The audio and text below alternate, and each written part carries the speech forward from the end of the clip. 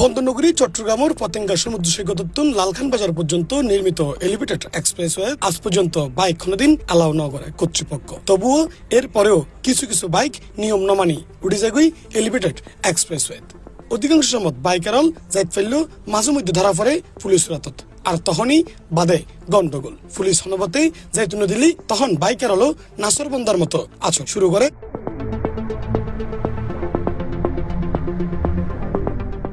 এখন যারা দেখতে লাগুন তারা দীর্ঘ আধা ঘন্টারও বেশি সময় ধরে পুলিশ উল্লয় তর্কাতর্কি করেন বাইক লইরে পতেঙ্গাতুন চট্টগ্রাম শহরত প্রবেশ করি বেল্লাই, কিন্তু পুলিশ হলো হনভাবেই তারারে যেতে দিতে বেল্লাই রাজি নয়। অবশেষে যাচাই বাছাই করাই তারার গাড়ির কাগজপত্র দেওয়াই মামলাও।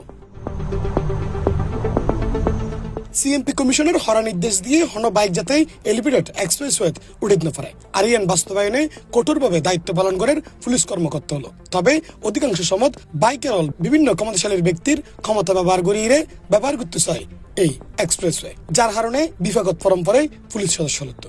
বাইকার অনেকক্ষণ ধরে তর্ক বিতর্ক হচ্ছিল, কি নিয়ে হচ্ছিল একটু বলবেন? ওরা হচ্ছে এখানে আমাদের এলিভেটেড এক্সপ্রেসওয়েতে আমাদের মাননীয় কমিশনার স্যারের নির্দেশ হচ্ছে কোনো ধরনের মোটরসাইকেল এই এলিভেটেড এক্সপ্রেসওয়েতে উঠবে না। তো স্যারের নির্দেশনা অনুযায়ী আমরা এখানে ডিউটি করছি, কিন্তু সে আমাদের আদেশ অমান্য করে সে জোরপূর্বক এলিভেটেড এক্সপ্রেসওয়েতে প্রবেশ করতে চেষ্টা করে। তারপরে আমাদের সঙ্গীয় ফোর্স ছিল, ফোর্স দিয়ে আমরা তাকে থামানোর চেষ্টা করে সে অনেক আমাদের সাথে তর্ক বিতর্ক করেছে। তো আমরা শেষ পর্যায়ে ওনাকে যেহেতু উনি আইন অমান্য করেছেন, আইন অনুযায়ী আমরা ব্যবস্থা নিয়েছি, মামলা করে ওনাকে আমরা ছেড়ে দিচ্ছি।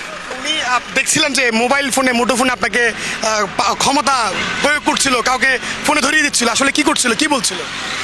উনি হচ্ছে কিছু মানে ওনার এক কাছে রিলেটিভ ছিল, সে তার একটা রেফারেন্স, হ্যাঁ উচ্চপদস্থ কেউ কাছে রিলেটিভের তার একটা রেফারেন্স দিয়ে সে হচ্ছে আমাদেরকে একটু স্পয়েল করার চেষ্টা করেছিল, কিন্তু এখন এগুলো করার সুযোগ নেই। তারা যে এই যে তর্ক বিতর্কের কথা বলছে, এগুলো যে তারা আবার ভিডিও করছে, ভিডিওগুলো আবার সোশ্যাল মিডিয়ায় ছাড়বে, এই ব্যাপারটা কেমন ভাবে দেখছেন? এটা অনেকে তো পুলিশ তো ভুল বুঝে, আপনার পরিবার দেখবে, এলাকার মানুষজন দেখবে, তাদেরকে তো আপনি জনজন দিয়ে বুঝতে পারবেন।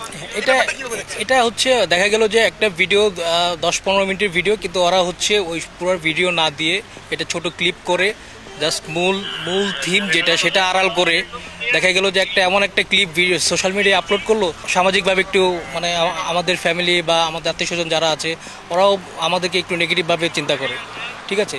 সো অথচ ওনার যে অপরাধ এইটুকু অংশ ওনারা সোশ্যাল মিডিয়ায় দিবে না, ঠিক আছে। ওনার পুলিশের তর্ক হয়েছে, পুলিশের সাথে বাকবিতণ্ডা হয়েছে, এবং আরেকটা বিষয় হচ্ছে সোশ্যাল মিডিয়ায় পুলিশের কোনো ভিডিও আসলে সেটা খুব সহজে ভাইরাল হয়ে যায়।